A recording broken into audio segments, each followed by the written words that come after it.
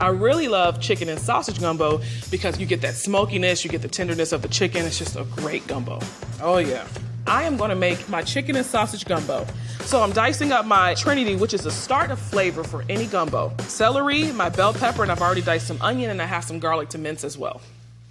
So I have some pecan smoked and dewy sausage. It's a smoked sausage that has a little heat to it, and a dewy sausage is what you normally find in a gumbo, but you can use any smoked sausage that you have on hand. So I'm gonna start off by searing my meat first, add just a little bit of canola oil to my Dutch oven here, searing my sausage.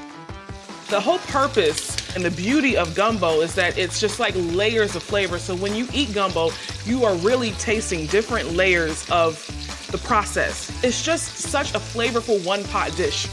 So I'm just gonna cook off this sausage just a little bit, just get it nice and brown and release some of that oil. While that's cooking, I'm gonna season my chicken with a little salt and pepper. Pull my sausage out now. Some of that fat has rendered out. Add that seasoned chicken breast and chicken thigh. Using the white and the dark meat for variations of flavor and texture. I'm just gonna sear both sides until they're golden brown. So gumbo is literally a melting pot. The origins of gumbo can be questioned, but from my understanding, the origins of gumbo is in West Africa. But there are some French and German Creole influences. So I've seared both sides. This kitchen is starting to smell amazing. All right. Now, arguably the most important part of a gumbo, the roux.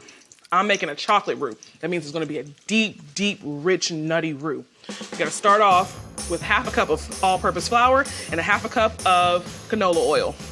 The roux is so significant to a gumbo. It's because it's one of the most important flavor notes in a gumbo. It also acts as a thickener for the gumbo, and it's the reason the gumbo has that iconic color. The darker, the nuttier. A lot of people always ask me, how do you make your roux and do not burn it? It's because you have to babysit. You gotta keep stirring, you gotta keep your eye on it. If you walk away, it could literally burn in seconds. Once a roux goes too far, you can't fix it. So I say just do it right from the beginning so you don't have to go through that process again. All right, so we are there. It is nice and chocolatey. Now I'm going to add my veggies. Cool that roux down so it doesn't cook anymore. And again, you gotta make sure that you keep your eye on it. So I just dropped my diced veggies in there. Now, more layers of flavor. I'm adding some chicken bouillon in there. I like using chicken bouillon paste because it just gives me more concentrated chicken flavor. Look at that, look, get into that pot, y'all. Come on, come on. Look at that. You see how chocolatey that is? How deep and rich that roux is? A little Cajun seasoning, some oregano, paprika, garlic, some cayenne pepper, and another thickener, which is gumbo filet. Gumbo filet is from the sassafras leaf, so it adds a little bit of earthiness and it works as a thickener. Some bay leaves, and now I'm gonna add the liquid, 6 cups of water. Give it a whisk. So this is gonna cook for about 30 to 45 minutes covered. All of those veggies are gonna get nice and soft, and then I'm gonna add the meat back in and cook it for an additional 30 minutes. So in total, this cooks for about an hour to an hour and a half.